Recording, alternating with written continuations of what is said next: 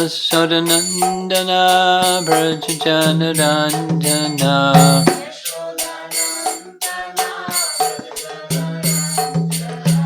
Jasodanandana Brajajanaranjana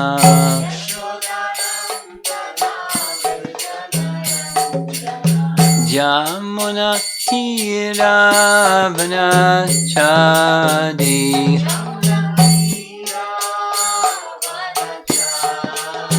Jamuna Tira Vanachadi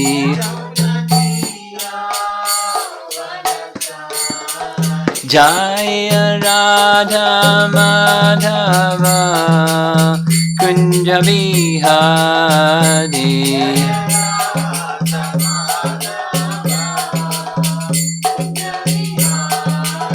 Jaya Radha Madhava Kunja Vihari Madhava Kunja Vihari Gopi Jana Balabha Girivara Dadi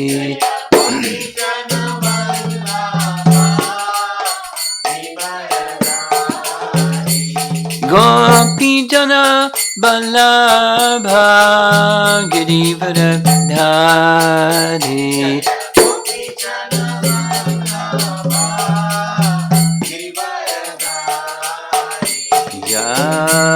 Jasodanandana Brajajana Ranjana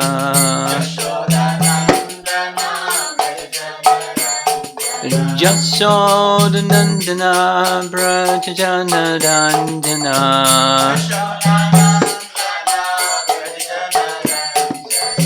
Jamuna Tira Vanachadi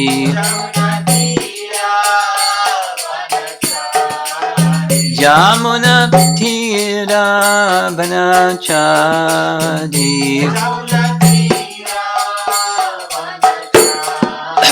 Jaya Radha Madhava Kunja Vihari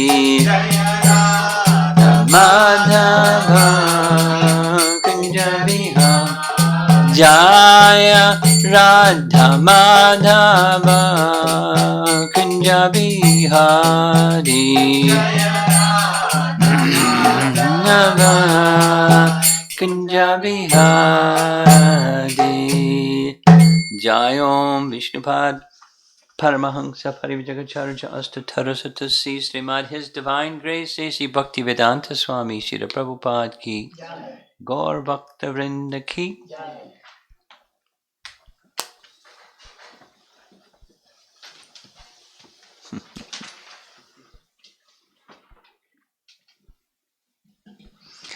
Oh, there you are. You were hiding behind the camera. Now I can see you. Okay. Could I have my... Where's the black bag? Back here.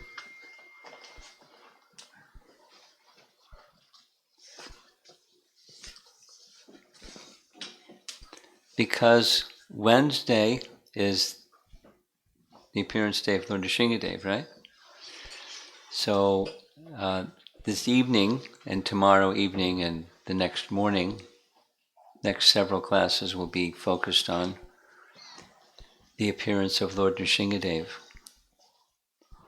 And the subject matter of Lord Nrsimhadev's appearance comes in Canto 7.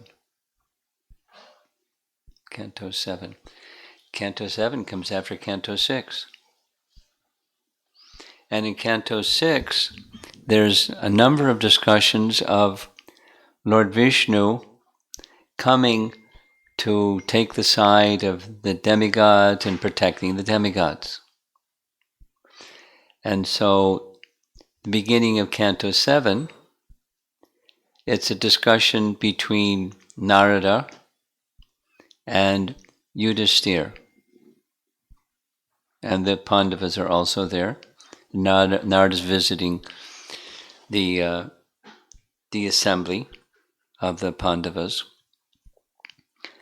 And they're asking, first it's Shukadev Goswami asks a question about the Canto 6 topic, and then it goes to the same question being asked by Yudhisthira to Narada.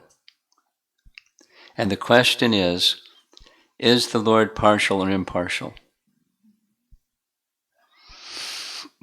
There's an important verse in Bhagavad Gita. Samoham, sama, aham. I'm equal. Sama, aham. I'm equal to all. Samoham sarva bhuteshu, all living entities. Name dvesho, there aren't those who I have dvesha towards, some bad feeling. Nor priya, I'm equal to everyone. That's Krishna's statement. But the very next is somehow he has a different position, apparently partial position, towards his devotees. So that sounds like a contradiction. And that's the contradiction, the apparent contradiction that Shukadev Goswami is asking.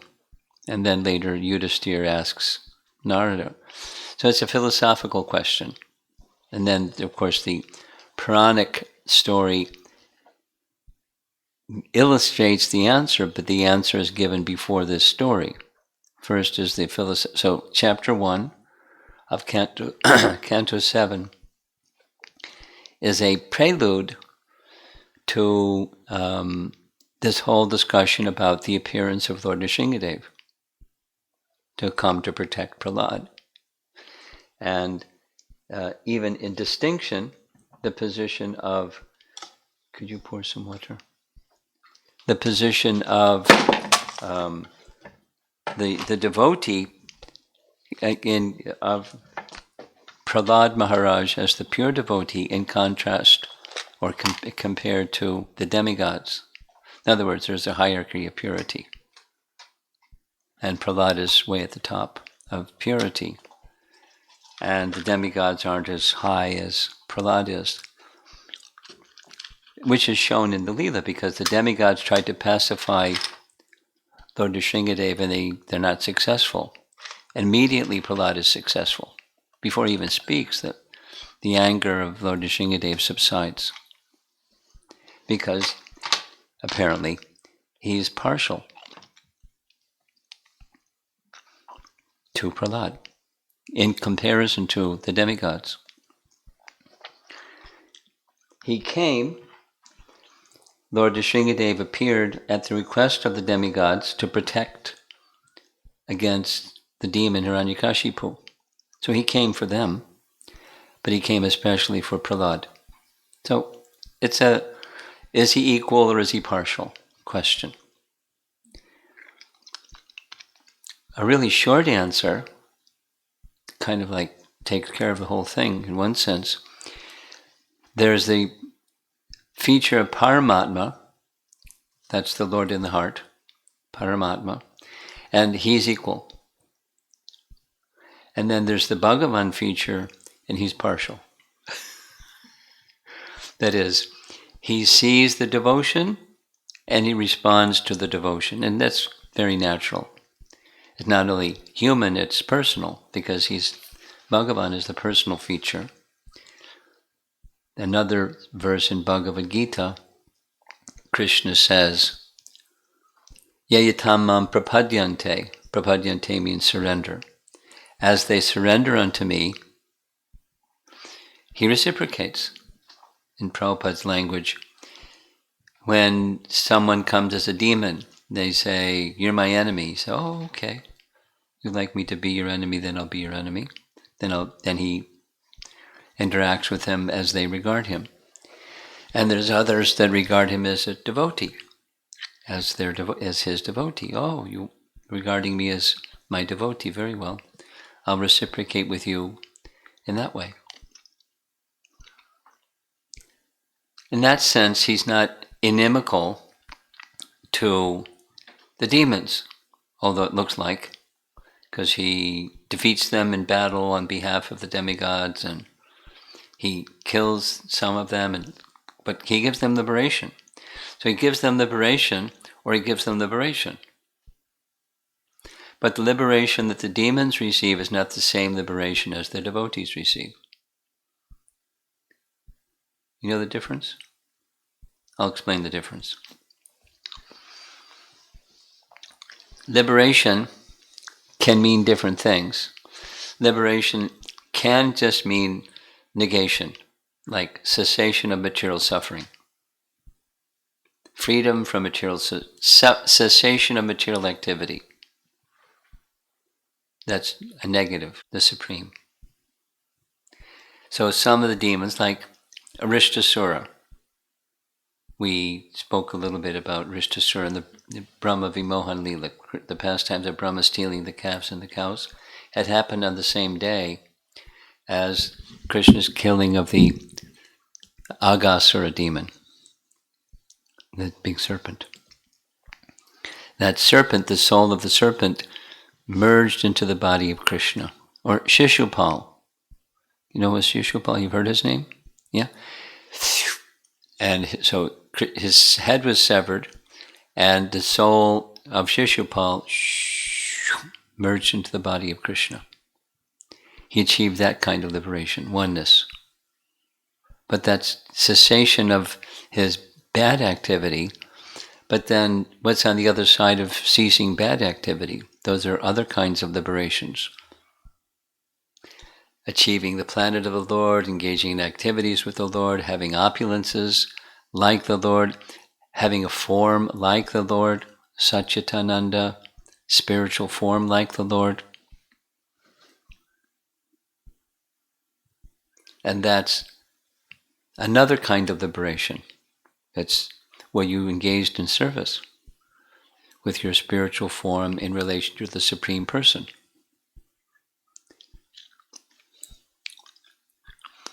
So,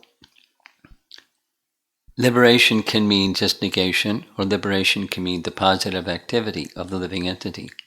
The Bhagavatam teaches us the merging with is incomplete because there's no positive activity. And the complete is engaging in loving service to the Supreme. That's complete. Incomplete, incomplete.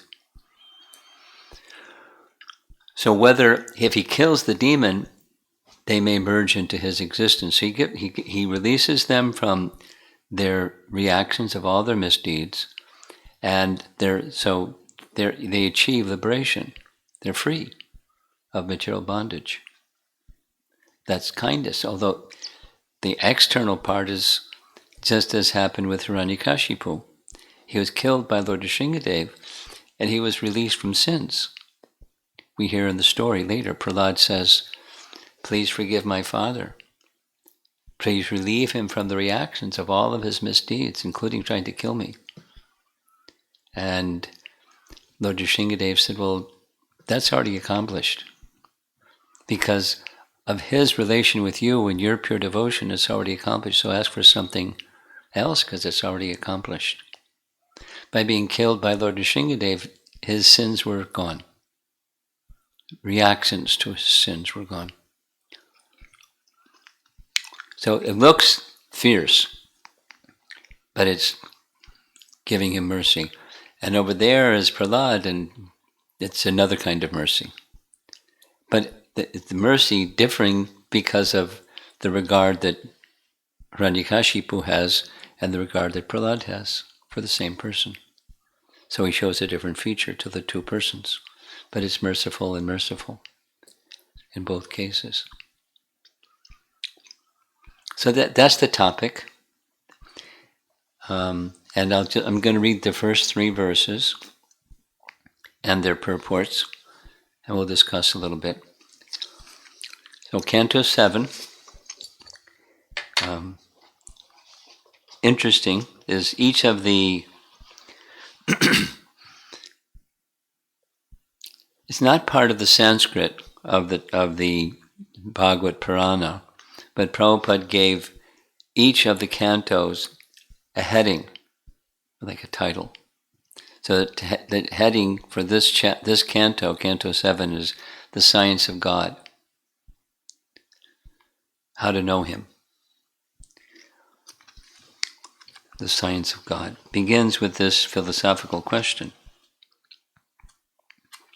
So let's go to the question. Here we go. King Parikshit inquired, "My dear Brahmana," so Parikshit is speaking to who? Shukadeva Goswami, right? Shukadeva Goswami is the son of Vyas, who's certainly a Brahmana, so Shukadeva is also a Brahmana.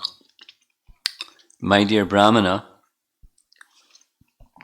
the Supreme Personality of Godhead Vishnu, being everyone's well-wisher, is equal and extremely dear to everyone. How then did He become partial like a common man for the sake of Indra, and thus kill Indra's enemies?" There was a big battle, and the demigods won, and Indra, Vishnu helped. "How can a person equal to everyone be partial to some and inimical towards others?" That's the question. It's the question for the whole canto. Purport: in Bhagavad Gita 9:29, the Lord says, here it is, "Samoham sarva bhuteshu na me dveshosti na priyaha." Translation: I am equal to everyone, no one is dear to me, nor is anyone my enemy. In the previous canto, however, it has been observed that the Lord sided with Indra by killing the demons on his account. He gives the Sanskrit. Therefore, the Lord was clearly partial to Indra, although He is the supersoul in everyone's heart. The soul is extremely dear to everyone, and similarly the supersoul is dear to everyone. Thus there cannot be any faulty action on the part of the supersoul. The Lord is always kind to all living entities, irrespective of form and situation.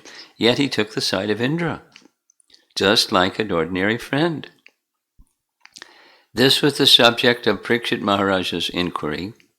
As a devotee of Lord Krishna, he knew very well that Krishna cannot be partial to anyone. But when he saw that Krishna acted as the enemy of the demons, he was somewhat doubtful. Therefore, he posed this question to Shukadeva Goswami for a clear answer. Paragraph. A devotee, and we're trying to be devotees, cannot accept that Lord Vishnu has material qualifications. Maharaj Parikshit knew perfectly well that Lord Vishnu, being transcendental, has nothing to do with material qualities, but to confirm his conviction, he wanted to hear from the authority, Shukadeva Goswami. Srila Vishwanath Chakravarti Thakur says, "Samasya katam vaishamyam." What's that? Since the Lord is equally disposed toward everyone, how can He be partial? Priyasya katam asareshu priti abhava. The Lord, being the supersoul, is extremely dear to everyone. Why then should the Lord display unsympathetic behavior toward the asuras? How is this impartial? Since the Lord says that He is Suradam Sarvabhutanam, the well-wisher of all living entities, how could He act with partiality by killing the demons? These questions arose in the heart of Parikshit Maharaj, and therefore he inquired from Shukadeva Goswami. That's text 1. The purports are a little shorter in the next 2 verses. And that's all we're going to be reading from. Text 2.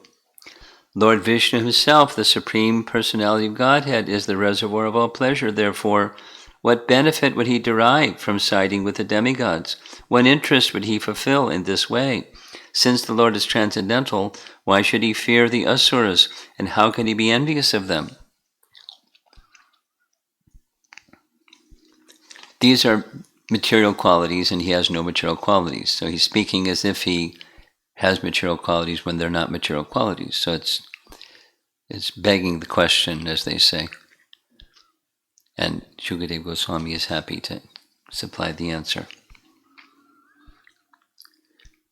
Purport: we should always remember that the distinction between the spiritual and material. We should remember the distinction between spiritual and material. What is that which is material is infected by material qualities, but these qualities cannot touch that which is spiritual or transcendental. Krishna is absolute, whether he is in the material world or in the spiritual world. When we see partiality in Krishna, this vision is due to his external energy. Otherwise, how could his enemies attain salvation after being killed by him? We mentioned this merging, becoming one with. So enemies are given liberation, devotees are given liberation. Different kind, because of different regard, but given liberation. Everyone who deals with the Supreme Personality of Godhead gradually acquires qualities of the Lord. The more one advances in spiritual consciousness, the less he is affected by the duality of material qualities. The Supreme Lord, therefore, must certainly be freed from these qualities. His enmity and friendship are external features presented by the material energy. He is always transcendental. He is absolute, whether he kills or bestows his favor. And next paragraph. Envy and friendship arise in one who is imperfect. We fear our enemies because in the material world we're always in need of help. The Lord, however, doesn't need help from anyone, for he is Atma Rama. Atma Rama? Rama means pleasure, like spiritual reservoir of pleasure, Rama. And Atma Rama is finding pleasure within. So when one whose pleasure is within doesn't need anything outside of themselves for contentment. But conversely, if you're not feeling pleasure within, then you're looking for something outside yourself for pleasure. That's material existence or material consciousness.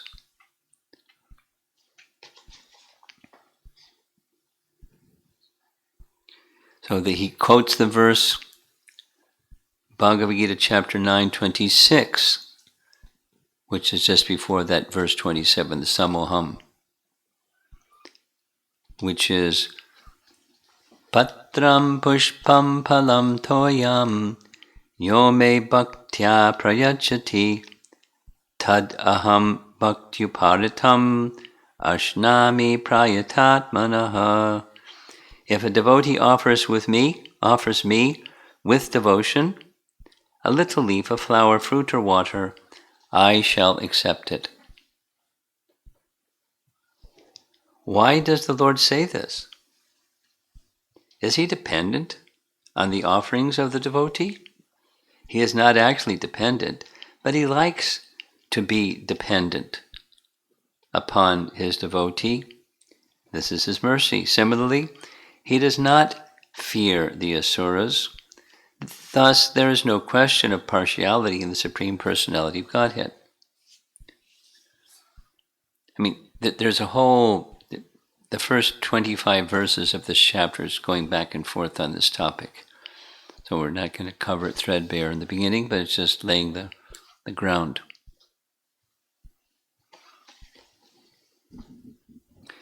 Text 3.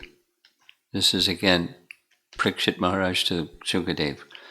Oh, greatly fortunate and learned Brahmana, whether Narayana is partial or impartial has become a subject of great doubt. Kindly dispel my doubt with positive evidence that Narayana is always neutral and equal to everyone.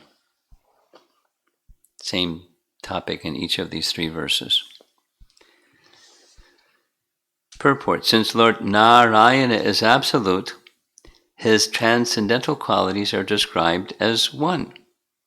Thus, his punishments and his offerings of favor are both of the same value. Essentially, his inimical actions are not displays of enmity towards his so-called enemies, but in the material field, one thinks that Krishna is favorable to devotees and unfavorable to non-devotees. When Krishna finally instructed Bhagavad Gita, Sarvadharmam parityaja mamekam sharanam braja, this is meant not only for Arjuna, but for every living entity within the universe. And that's all that we're going to read this evening.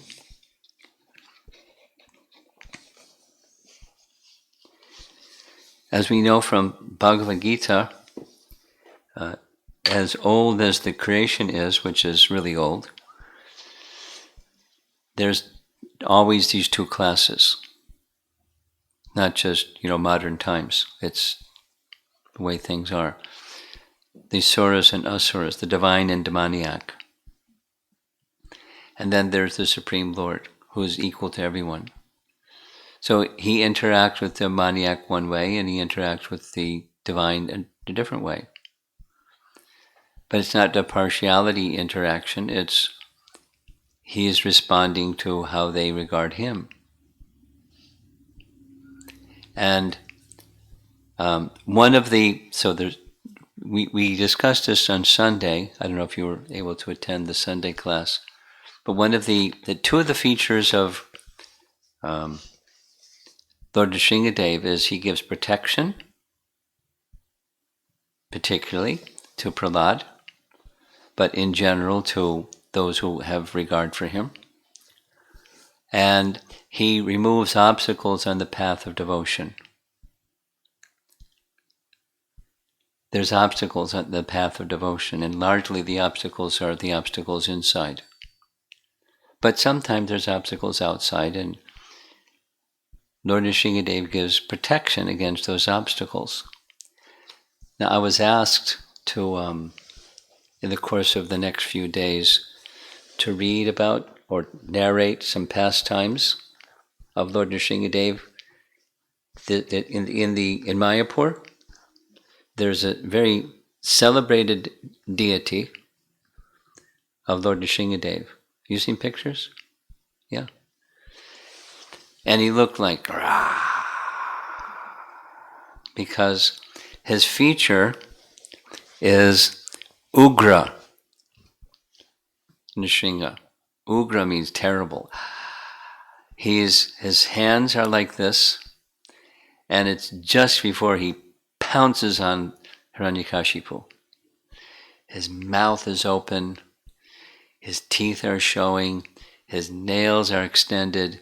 He's ready to, just like a cat, maybe you've seen. When I was growing up, we had a cat in the house. So when the cat is chasing something, their ears go up like this, kind of like radar. They see a mouse and they just like wait, and they're ready to pounce. So that's Ugra Nrsimha. He's ready to pounce on Hiranyakashipu, but he hasn't done it yet. So he's the intensity, you feel it, you can see it in the deity form. But it is said that if the deity of Nrsimhadev is worshipped side by side with another principal deity, in other words, he's not just separately being worshipped, but part of a larger set of worship, he takes on the mood of that principal deity. So certainly in Mayapur, the principal personality being worshipped is Lord Chaitanya Mahaprabhu. Therefore, Lord Nrsimhadev in Mayapur takes on the mood of Chaitanya Mahaprabhu, although he looks...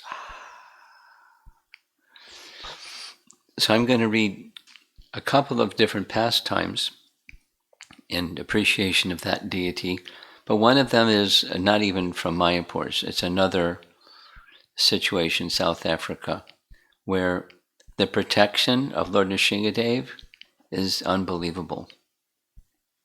Very, very, very unique.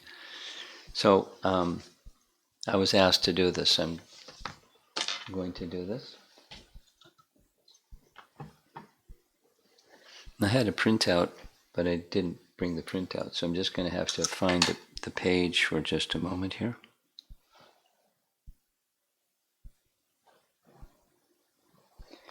And then we'll see if there's some questions. This is emphasizing the merciful nature of Lord Nrsimhadev and the protection of Lord Nrsimhadev in some very interesting ways.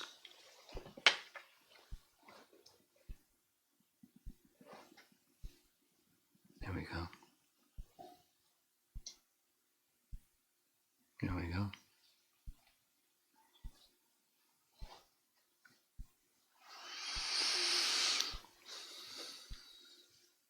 Okay, this is, there's many, but this is little sections, little short stories of protection.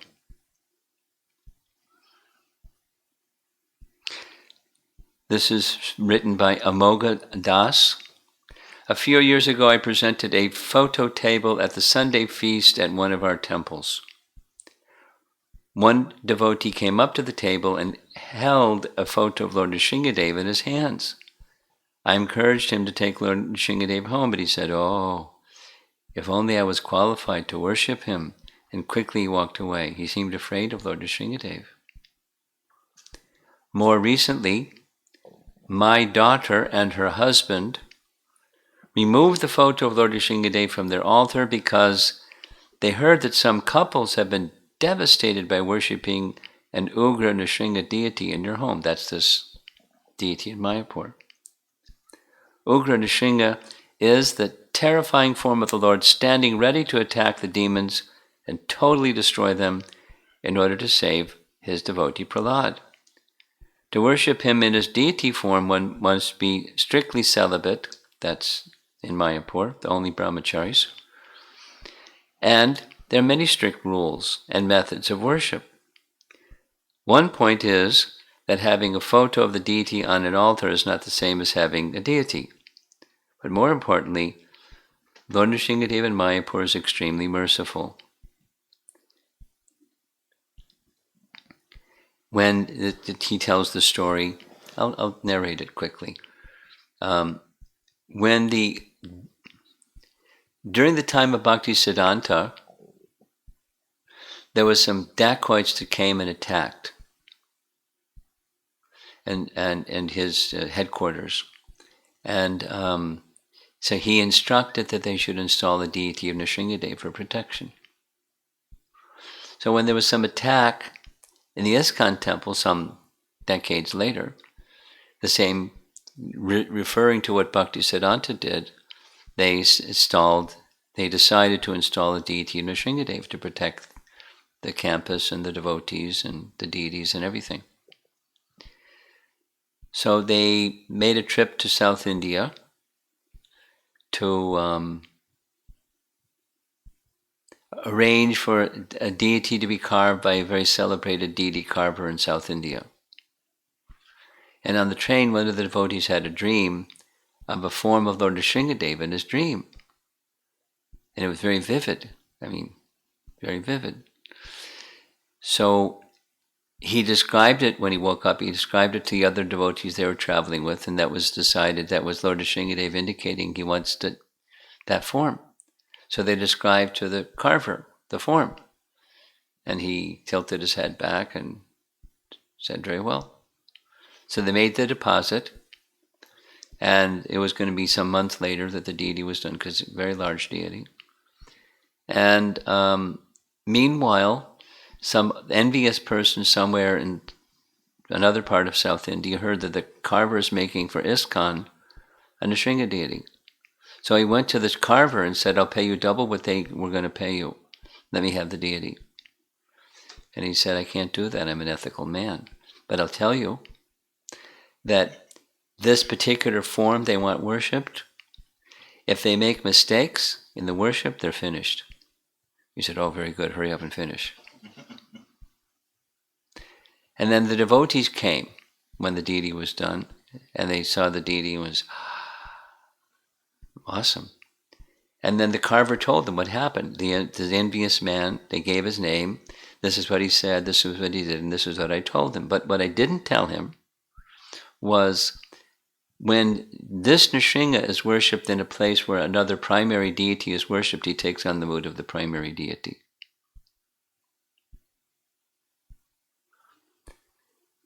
So, because this Nrsimha would be appearing in the land of Gauranga, he would be different from the Ugra Nrsimha because he would adopt the mood of the predominating deity of that place. That mood, the mood of Lord Nityananda in Gauranga, is to forget the faults of the devotees and only see their devotion bless them with love for Krishna.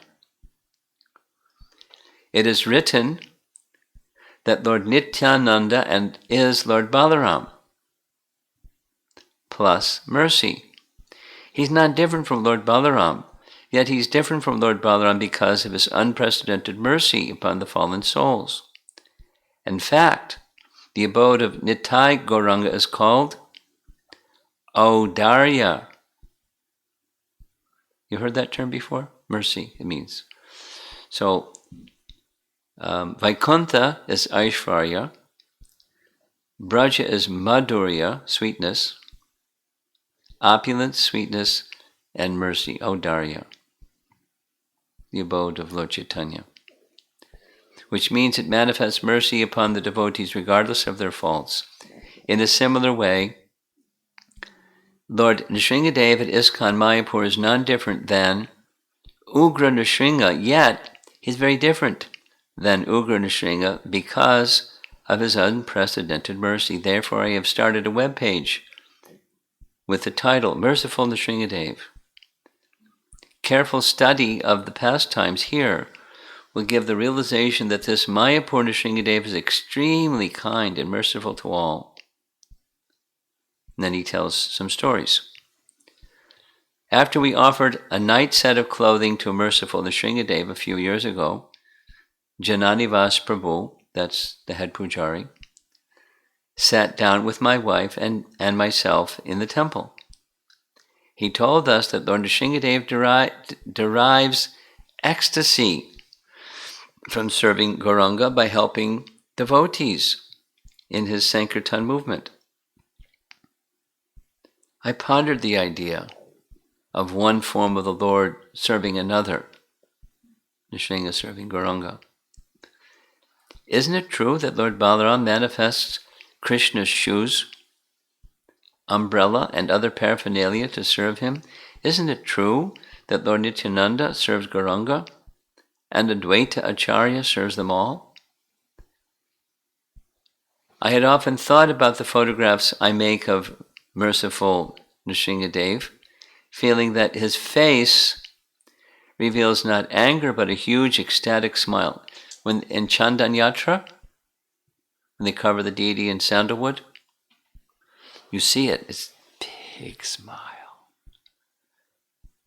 But if you don't see it otherwise, it's just gnashing teeth and looks like something else. Hearing Jananivas's words confirmed that feeling. His eyes may reveal a deep ecstasy on the level of enjoyment of the Supreme Lord in interesting meditation. As stated in the following, stated in the accounts that follow, quote, although very ferocious, the lion is very kind to her cubs. Similarly, although very ferocious to non-devotees like Hiranyakashipu, Lord Nrsimhadev is very, very gentle and kind to his devotees like Prahlad Maharaj. Lord Nrsimhadev appeared to a devotee to say, there's no need to fear me. Please give up this fear. We should take this to heart and not fear this most unusual form of Lord Nrsimhadev residing in Lord Gauranga's abode. Worshipping him will bring love and protection, not devastation. So there's many stories, but I'm going to just to read a few. Lord Nrsimhadev's Pujari had a very startling dream in his dream, the director of the temple called him and told him to bring some diesel fuel, saying, "We're going to sacrifice Lord Nrsimhadev." "You are going to what?" The Pujari replied, "Yes, we're going to sacrifice Lord Nrsimhadev." "You can't do that." This is in the dream. "This is crazy.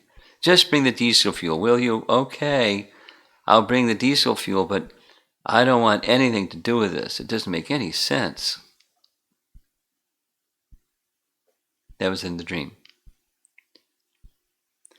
After some time, the Pujari returned to the temple and was totally shocked in his dream to see that everything had become completely burned by a great fire, and that all remained of the deity was his feet and ankles.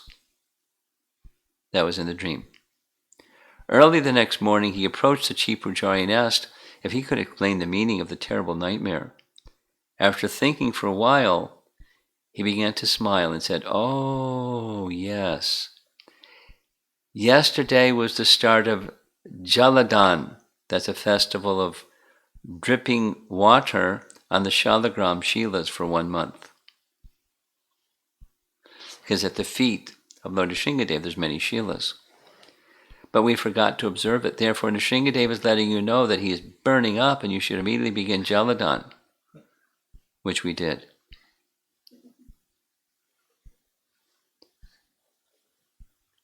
Hit pastime 2.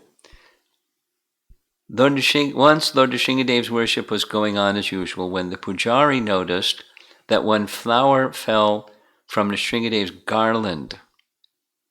The Pujari turned and asked the visitors if anyone was offering any special prayers to Lord Nrsimhadev.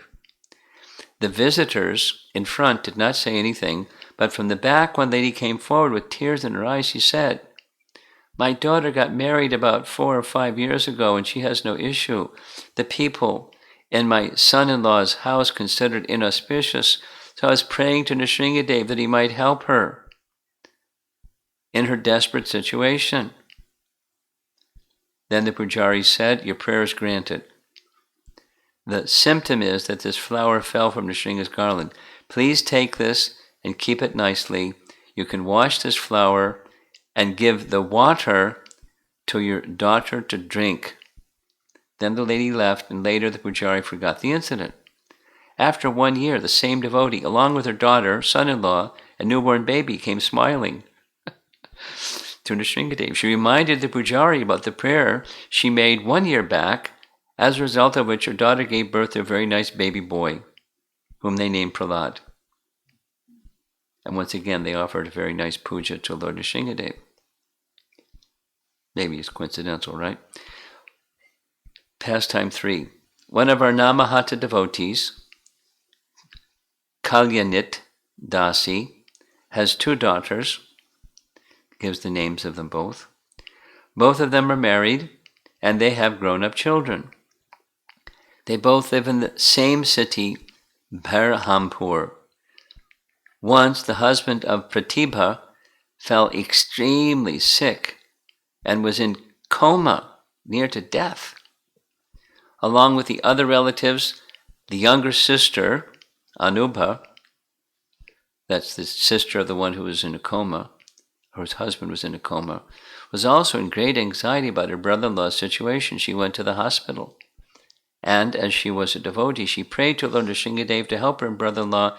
She came home and went to bed with a heavy heart. At the end of the night, she had a dream in which Lord Nrsimhadev came near to her and told her, "Don't worry, your brother-in-law is okay." And then her dream broke. In the morning, the news came from the hospital that the patient was doing well. The saline drip and oxygen had both been removed, and he was now able to talk. There's more.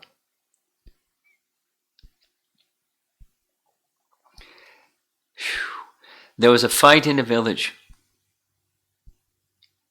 And in the course of the fight, one person was attacked with acid, and as a result of which, his whole face was burned and terribly disfigured. The sight of one of the eyes was completely lost, and the other eye had only about 10% vision. The doctors said that the remaining eye, through which he had 10% vision, would also go blind very soon. They suggested taking the patient to Vellore in South India for further treatment to see if they could do something about it. At that time, a devotee who was there suggested they should pray to Lord Nrsimhadev for recovery of his eyes. As a result, they prayed to Lord Nrsimhadev at Mayapur. The next day, much to the doctor's surprise, it was found that the patient could see everything very nicely. Coincidence, right? Pastime 5. One Russian lady used to make tulsi garlands for Nrsimhadev every day. Being pleased with her, Nrsimhadev's pujari gave her one of Lord Nrsimhadev's false fingernails as prasad, deity prasad. She took it and kept it with her. That night, she had a dream in which she saw that Lord Nrsimhadev had come to her and was sitting on her bed. The Lord then put his fingers with long nails inside her heart and pulled out something black and said, "You see this? This is not love, it's lust. And there is still more here. What shall I do with it?" In her dream, she could not reply, and the dream broke. The next day, she went before Lord Nrsimhadev and asked him to throw it far away. There's more, but I'm going to go to one very interesting one. So many, like there's many pages. But here's a child hit by a truck. This is from South Africa. 10 years ago in South Africa, there was an experience with a father and her daughter who experienced this event, told the story to my friend, a sannyasi and devotee of Lord Nrsimhadev. This story was also published in the local newspapers, and several witnesses of the truck accident after this incident became devotees of Lord Nrsimhadev. Here's what happened.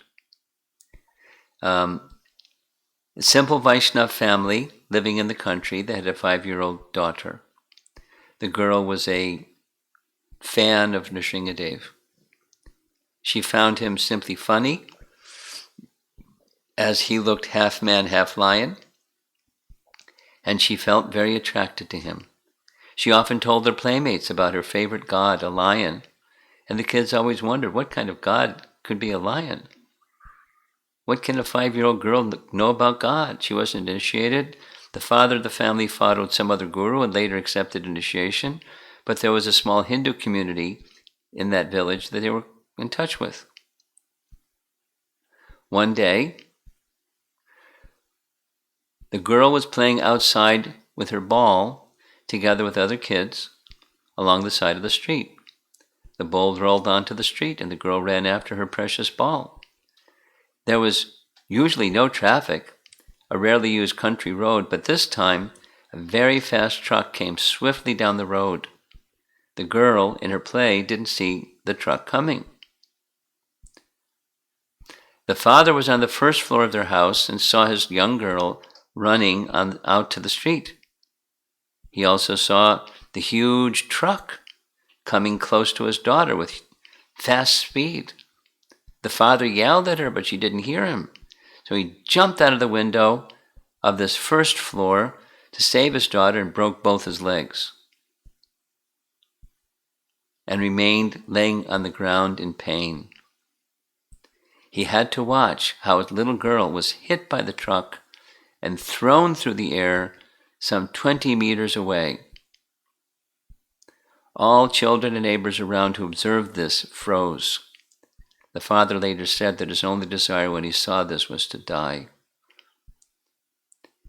From the other direction came a police car that also witnessed the accident.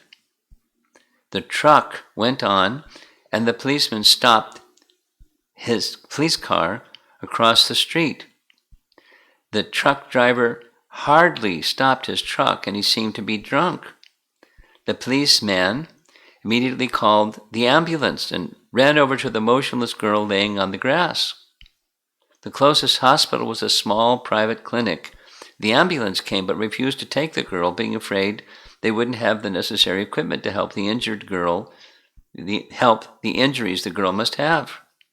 They advised the policeman to call the main hospital, as only they could efficiently help her, as her spine must be broken, etc. The policeman was in despair, not even knowing where the father of the girl was. Actually, he didn't even know if the girl was still alive, and he didn't dare to touch her, not knowing how injured she was. However, in the end, she was brought to the right hospital. The policeman accompanied the girl, and also finally the father was there, I guess with his 2 broken legs. The chief doctor heard then what happened to the girl, and they immediately x-rayed her to see first results. The policeman wanted to rest assured how the girl was doing and waited there to see the results. Everyone was shocked to hear what a terrific accident had happened to this young girl. The nurse brought the x-ray pictures to the doctor, who became very upset and started yelling at the nurse that she should, for God's sake, bring the right pictures. This was about life and death. He threatened to fire her. It was unacceptable to make such mistakes. The nurse was scared and didn't understand what was happening. Those were the pictures of the 5-year-old girl that was hit by the truck. The nurse wasn't aware yet of what had happened to the girl. She just brought x-rays. The doctor said, "This cannot be, for on the x-ray there was not a single broken bone." The doctor all the time, again and again, repeated, "Impossible, it can't be." Then suddenly the girl awoke from her faint and told the story at full consciousness, which made its way into the media. Here's the story. The very moment she picked up the ball from the street, she saw the truck coming up towards her.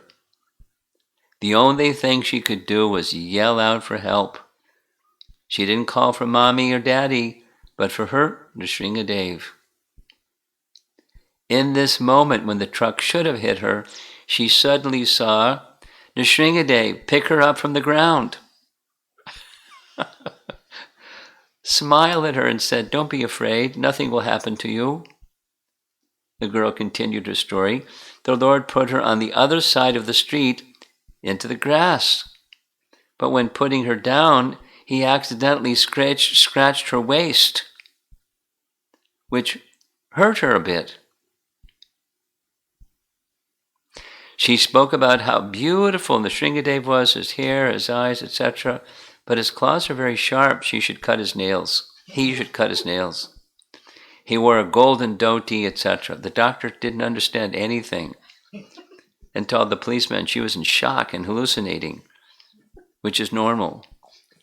So the girl was profoundly checked for any injuries, but the only injury they found on her body were those scratches. And the doctor said, this must be from a wild animal like a lion. And because he had seen cases like this before. So he was disturbed and asked if they had brought the right girl to the hospital. As this girl was injured by a wild animal, not a truck. Nobody was clear about what happened. The same doctor and the nurse who took care of her later became devotees, as they learned from the parent who that lion was.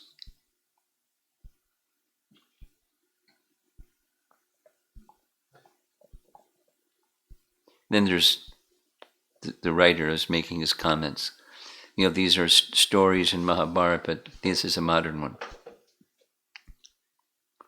He protects his devotees that sincerely worship him in their hearts. I'm sure this little girl was no common soul. Who knows what she did in her previous life? The sannyasi heard that she very much liked to eat sweets and prepared a big plateful of sweets for her to rest assured she will not be able to eat it all up. He gave her the mountainous plate of sweets. She took some sweets and ran out playing with her friends. As soon as she was gone from the room, the sannyasi went over to that table and took the rest. Mahaprasadam. Because he was in Nrsimha Bhakta.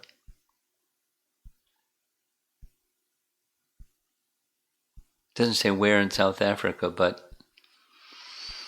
it's not apparently not an ISKCON young girl, ISKCON family. The person that's writing this is Shyam Gopal. That's a Hare Krishna devotee name, Shyam Gopal Prabhu. But Lord Nrsimhadev is very merciful. He gives us protection and removes obstacles, and not just in 7th canto Bhagavatam. And there's many, many, many more. So we'll continue tomorrow evening. More pastimes of Lord Nrsimhadev.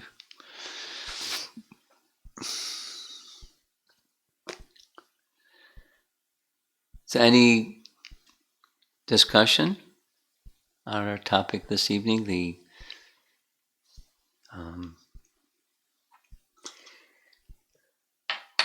Samoham Sarvabhuteshu. Yeah. So, well, thank you so much for coming to this home and blessing us with this lecture. Me and my family, we are very grateful to you. Can I ask 2 questions? Coincidentally, I read entire canto last 2 days, just the text. But can I ask questions that are not from this chapter? Sure.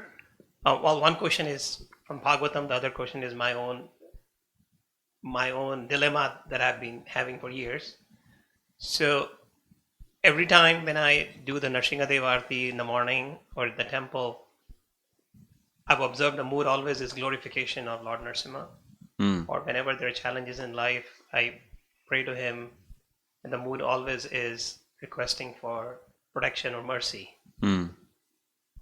But I've tried this either naturally or artificially. I don't feel that mood of love towards Lord Nrsimha, or even dependency. Even though I ask for protection, I feel that dependency sometimes from Mahaprabhu or Krishna, but not from Lord Nrsimha. So I always wonder what's wrong with me. I don't think there's necessarily something wrong with you. Well, wait a minute. Protection but not dependency. How are those two separated? Protection, here's a small child, and there's his father or mother. And the small child is looking to father and mother for protection.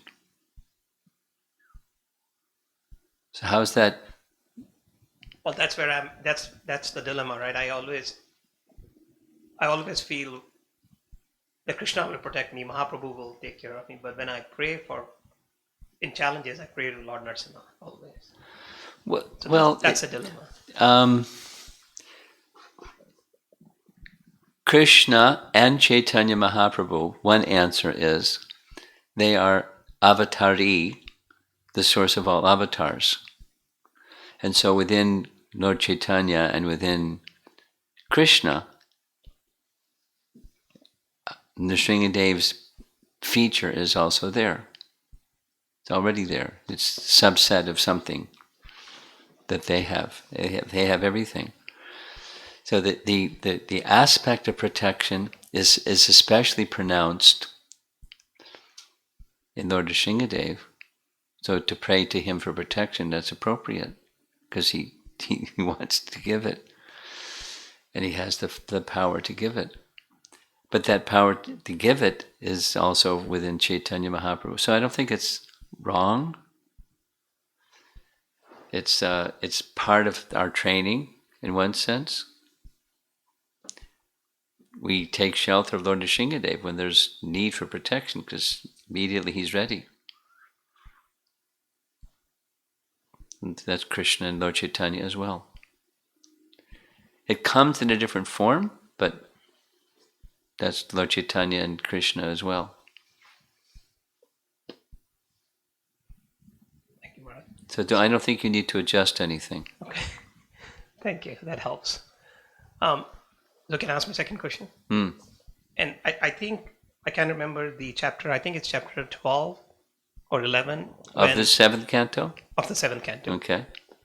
When Lord Brahma glorifies Lord Nrsimha, all the demigods who are there, they glorify Lord Brahma. And I think before or after Prahlad Maharaj glorifies him, there is one text where Lord Nrsimha tells to Lord Brahma that you should not give such blessings to the demons. Yes, correct. And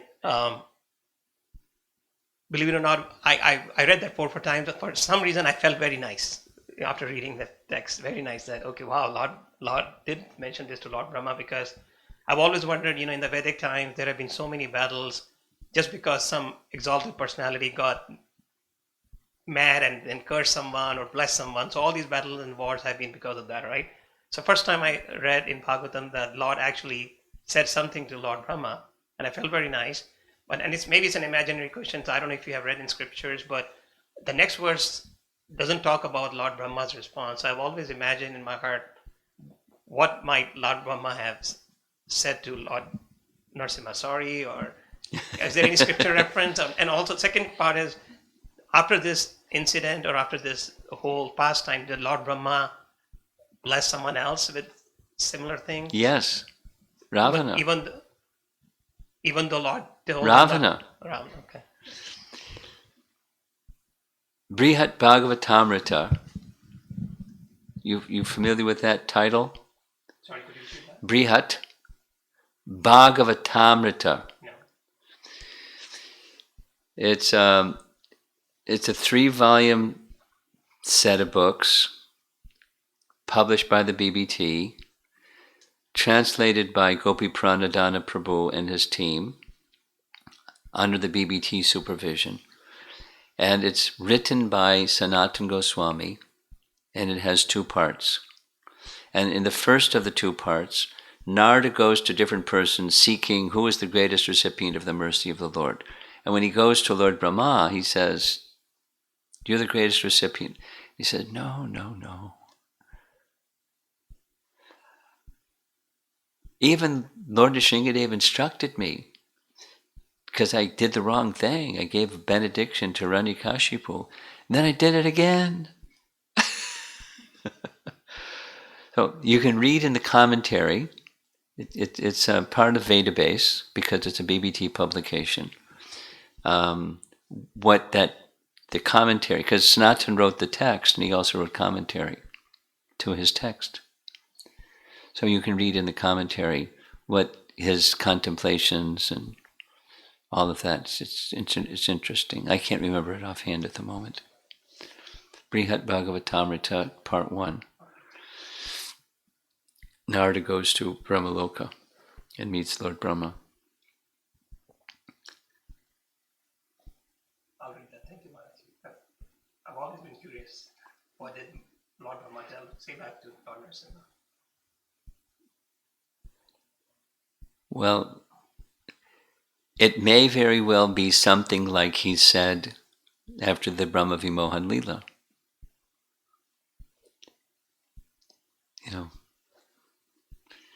I'm covered in ignorance, and I acted foolishly. What Brahma did, stealing, so, punish me as you feel is appropriate. But I don't want to budge an inch from Tat Tenu Kampam Susamikshamano, that verse. That's in Brahma's prayers. Read that verse. You can look it up. It's 10:14:8, famous verse. And that's likely how he replied. I'll accept responsibility for my mistake, but I don't want to budge an inch from your lotus feet in serving you. Thank you, Maharaj. It's very helpful.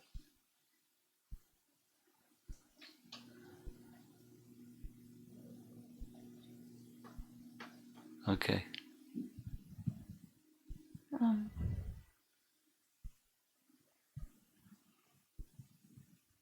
This is Govinda Mohini Mataji's question.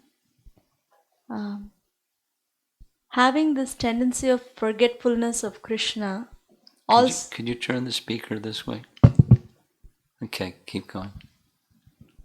having the tendency of forgetfulness of Krishna, also understanding Maya is very strong, that will try to take me away from Krishna sometimes, Not sometimes. causes fear of fall down. Hearing Lord Nrsimhadev's protection and his sweet pastimes helps to calm down this fear. Lord's protection is always there, but what can I do from my side to stay protected?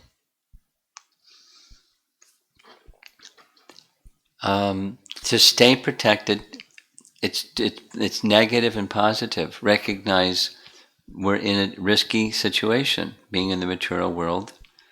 It's not exactly fear, but be cautious.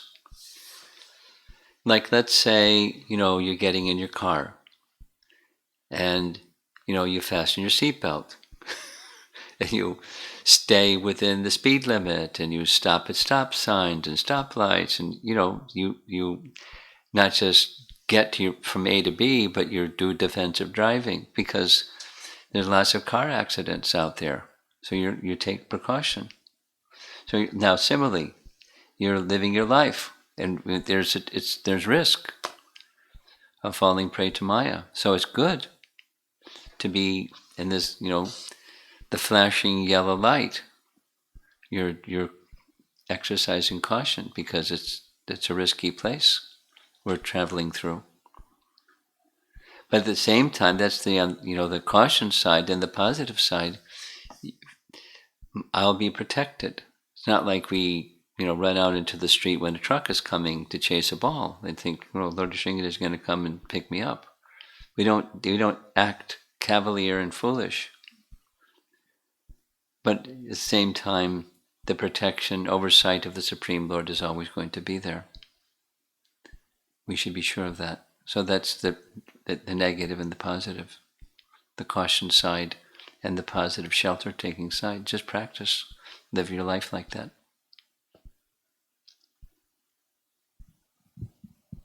This is the Kirti Prabhu. Thank you so much, Maharaj, for the pastimes of Lord Nrsimhadev of Mayapur, sweetened by your rendition. Is it right understanding that the Supreme Lord is equal to all living entities in vision, but differentiates in his dealings? Yes. That's right. He reciprocates with how they regard him. That's differences in dealings. Not everybody gets picked up when a truck is coming barreling at them. He's specific according to the dealings of his devotee. This is Prema Manjari Mataji. Is it okay to keep Lakshmi Nrsimhadev deity without any other deities on the altar? We have Mayapur Radha Madhava and Gaur Nitai pictures on the altar. We do regular offerings. One of my godbrother gave Lakshmi Nrsimha deity for one of the occasions in their home. Is there any specific way to worship Lakshmi Nrsimhadev? Well, the first question is, it's okay. Yes, it's okay. And a special way to worship, I think you should ask those who really like Nrsimha worship to see if there's something special about Nrsimha worship. And there's multiple devotees that really like Lord Nrsimhadev. Where does she live? Well, there's different Prema Manjaris. So, find out somebody local, and if you don't know somebody local, Jagatananda worships Nrsimhadev, and Satyasar worships Nrsimhadev, and Indradumna Maharaj worships Nrsimhadev. Huh? Okay.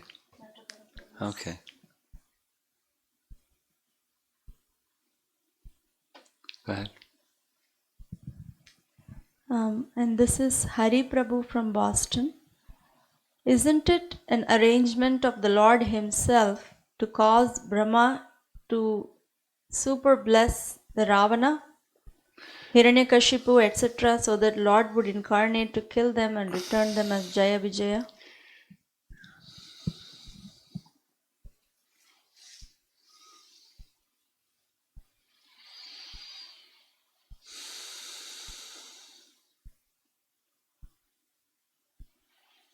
Intuitively, it makes sense, but I'm trying to recall if I've read that anywhere, and I don't recall reading it anywhere. It's intuitively sensible.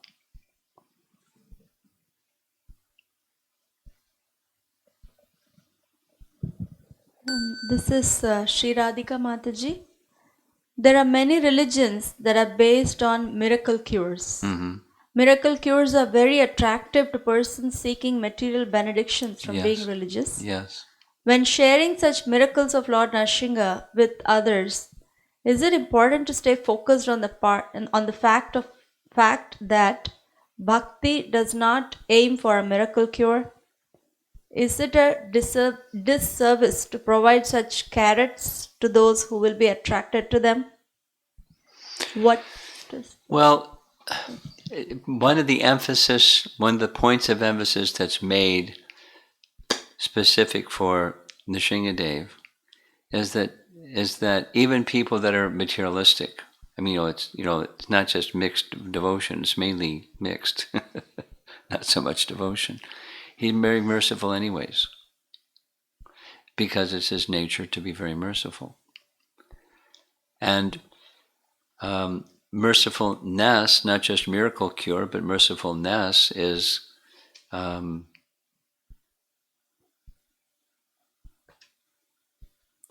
attractive quality that inspires shelter taking.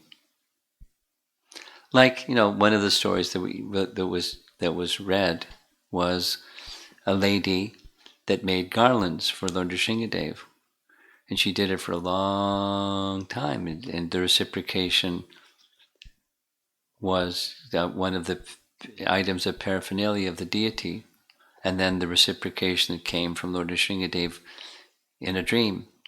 So, and who can say what that is? But it's for those who are committed devotees, already absorbed in bhakti, like this pujari, assistant of the pujari making garlands, that the bhakti is already there, and there's a certain kind of reciprocation with the devotee. It's not just a miracle cure. But some people, I understand her point. We want to emphasize bhakti, and some people don't get bhakti. They get, they want the benediction. And Lord Nrsimhadev is kind to those people too.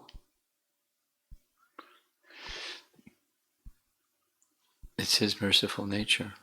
That's just his merciful nature. So, what is the difference between miracle cures of mundane religion and Lord Nrsimhadev's protection? Well, miracle cures of other religions and the miracle cures of Lord Nrsimhadev, besides his protection. Protection is not the same as the miracle cure part. So maybe she wants to reword her question when we go on to the next.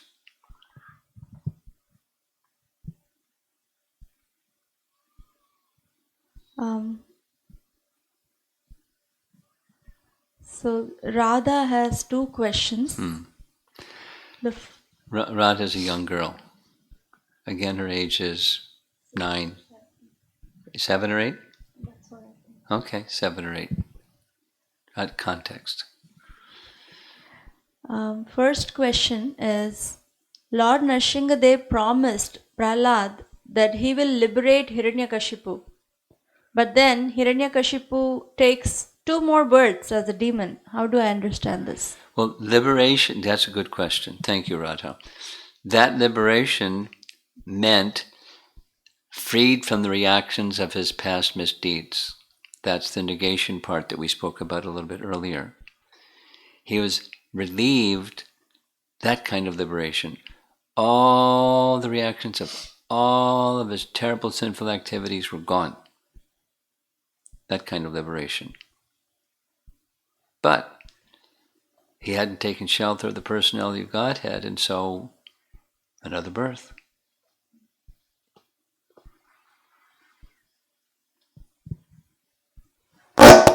Second question? Second question.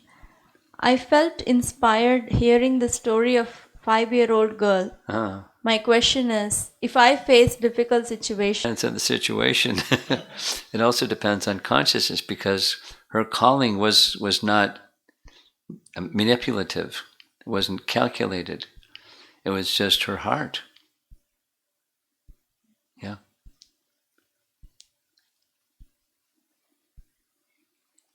Radha asks tricky questions. She takes to choose 9 years. 9?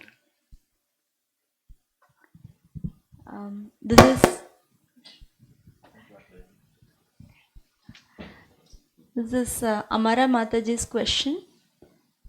I was reading translations from Canto 7, Chapter 1 with my son, and explaining how Lord is supremely merciful that he gives liberation even to demons.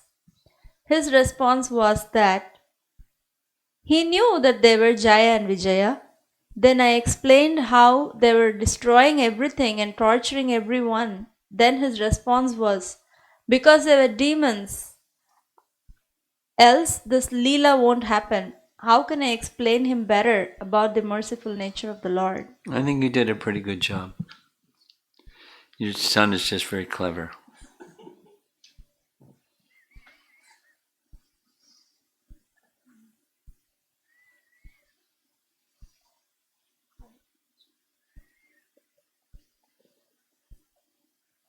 And this is Chandana Mataji's question, not directly related to Nrsimhadev. In Bhagavad Gita 2.5 and others, while Arjuna is perplexed about whether he should fight, he thinks about various reasons, like how can he kill his teacher's grandfather, etc. He even shows apparent detachment by being willing to beg for a living rather than tainting everything with his kinsman's blood. It turns out, though, that the detachment was centered around him and not Krishna, hence it was not right. At my level, I try to cultivate detachment in my path toward the goal of slowly attaching myself to Krishna. How do I understand if it is all centered around me or Krishna as I intend to? Well, a few things. You can assume reasonably that we're centered on ourselves. Somewhere in there is Krishna in the picture, but largely we're centered on ourselves. So that's a fairly safe, assumption to start with. And then the degree to which we're fixed on Krishna's interest, you go on either side of the spectrum. What if there's something I don't like, but I know that it's pleasing to Krishna? Or the other way, something I like, but Krishna doesn't like. So how are we going to stay in the middle of the road? How are we going to stay the course when I'm, personally I'm feeling I'm not really particularly attracted to such and such, but it's pleased, like say rising early, or cleanliness, or something, overcoming anger or something. I have but I know what's pleasing to Krishna, and I'm just governed by what's pleasing to Krishna. Or do we get a pinch, and do we say ouch, or do we say whatever is the cost of pleasing Krishna, that inconvenience is fine with me. So those are some tests. When difficulty comes, where is your attention going? Problem solving, or taking shelter of Krishna, looking to Krishna for intelligence, how to address the situation best for his pleasure?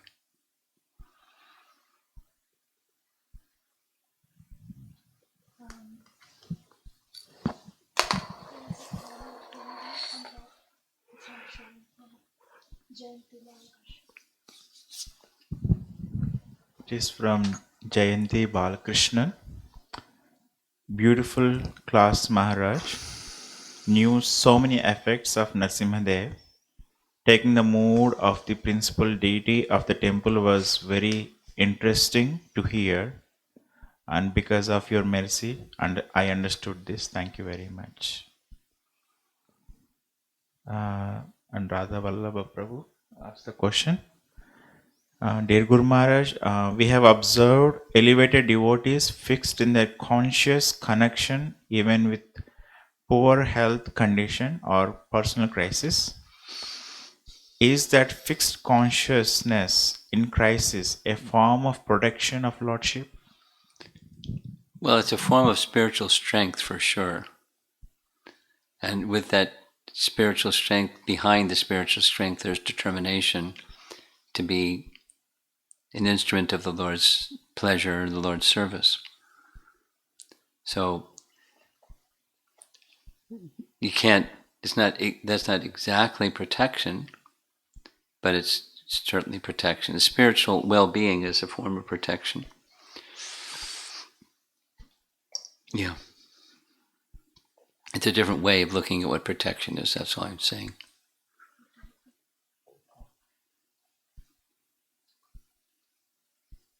We're done. Okay. Last chance out there. Anything? Maharaj, how do we bring in the next one? How do we... Maharaj, in our day-to-day activities, there is always, at least I feel there is always an inertia in progressing, higher and higher and making progress towards Krishna consciousness. Like if I'm chanting 8 rounds, I'm at 8 rounds for so many months. I don't, I want to go to the next level, but there is always some inertia. Or if I'm doing certain things like offering or something, I want to do more, but I always experience this inertia. How do, Maharaj, can you please guide me on how to overcome this inertia and have that motivation, that hankering for making progress? Excellent question. I know I'm missing so many things like... But it's not just you, it's all of us. Because we had, she wants to hand you the microphone. Okay? So we had I invite you to listen to the recordings of acceptance and progress. It was a whole Gita Nagari retreat, that was the theme, acceptance and progress. And the acceptance part was, this is where I am, just like what you just said, that's an acceptance part. Then the progress part is, I want to go further. I'm not going to pretend to myself or to others that I am something that I'm not. That's delusion. It's self-delusion or deluding others. Deception. So be honest. And then, the question of go further. So the Bhaktivinoda Thakur, just add to your question, Bhaktivinoda Thakur says, or writes, that one's position in the yoga ladder can be defined by the state that they are. However, if they're engaged in bhakti, it's always dynamic and they're going further and further. So each of us should always be eager to go further and further. Otherwise, we'll stagnate. So he's agreeing. So, but the impetus is go further. So now how to go further rather than complacency or be stuck or something, not taking the next step.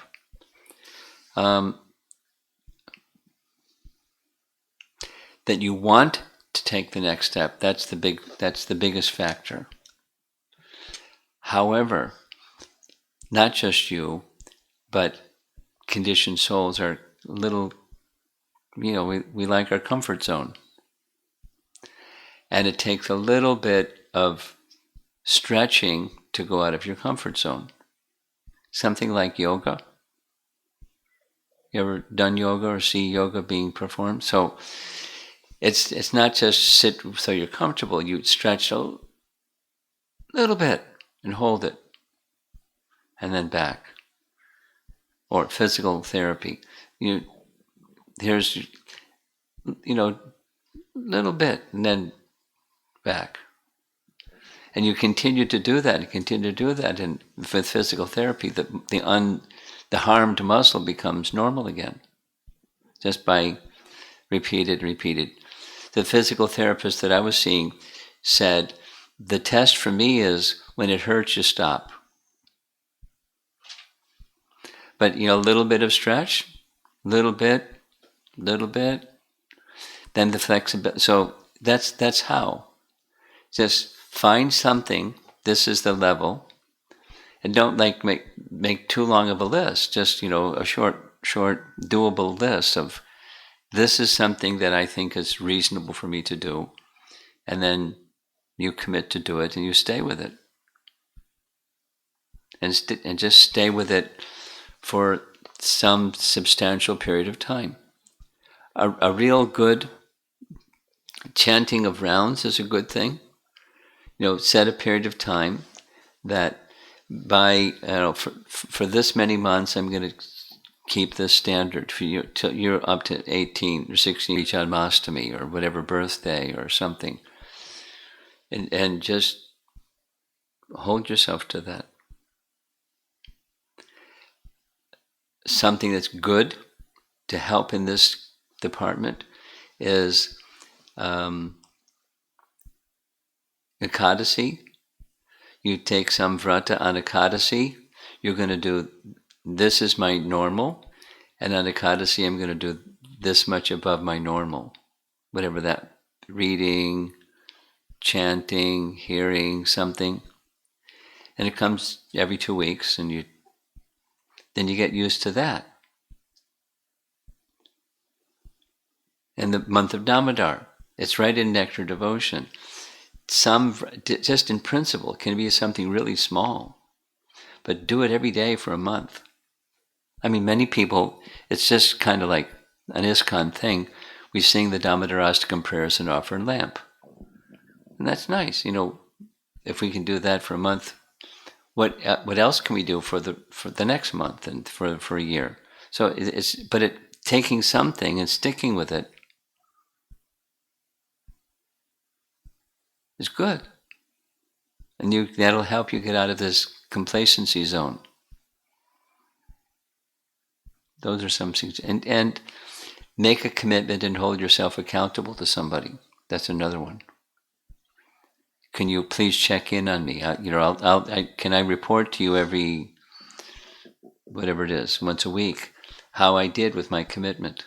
It's a doable commitment, and I know that I'll get distracted from my commitment. So can I be accountable to you? And this, you just say, or little charge or something.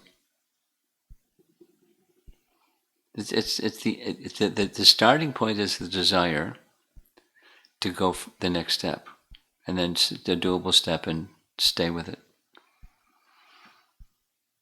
Association with others that have that spirit, and they're accepting and kind, just like you do with your kids, I'm sure. Mothers parents are like that. They want to see the children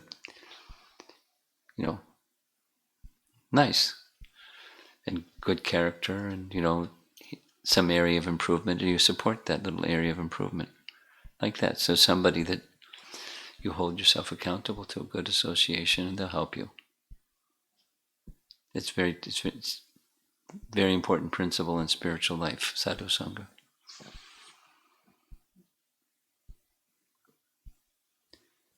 You have something? Yeah, okay. Shri Radhika Mataji's question. In reference to the verse that states that we should approach Krishna, whatever we are, akama, sarvakama or mokshakama, there is a tendency to approach the Lord for protection on a bodily platform and for protection of my materially comfortable situations. Is it in my striving for a position of greater purity that the desire for protection will move from me-centered to whatever you want, my Lord? My doubt is that if I keep praying for protection on this material platform, how will that shift happen?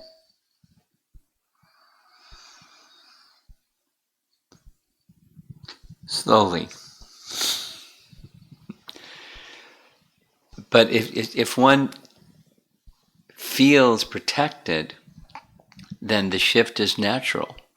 If one is protected and feels that protection, even when there's some difficulty, I still feel protected.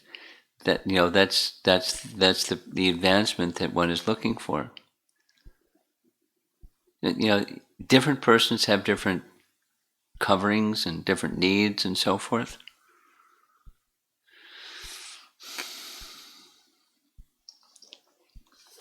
The direct approach is direct, and there's an indirect approach, and that can also be very beneficial, depending on someone's position. As I'm making the comment, how they're covered. They may not have the capacity to go direct, but you go indirect, and it may be a little slower and indirect, but it can help you get there. The direct approach is superior. And so is it possible? Yes, it's possible to evolve to that stage, even through the indirect approach. Look at Dhruva. He wanted a super kingdom.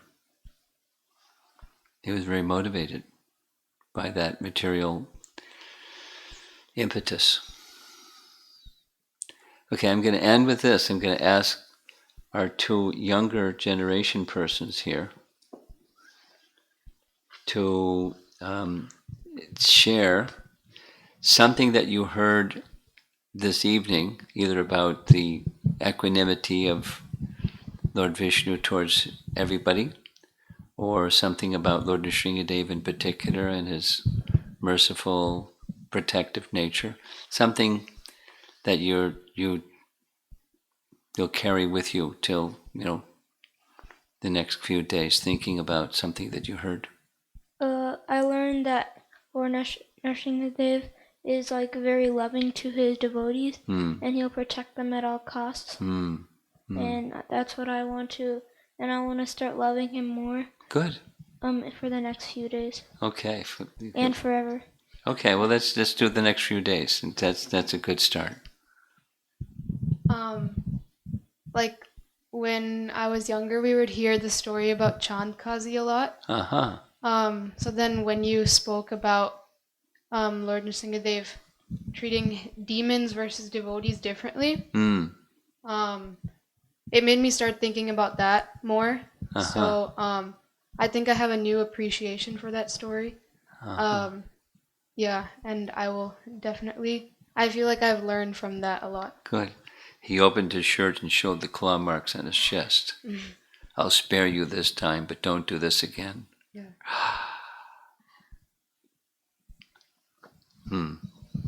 Protecting his devotee. Okay, thank you for that. That was nice. Srila Prabhupada ki jai.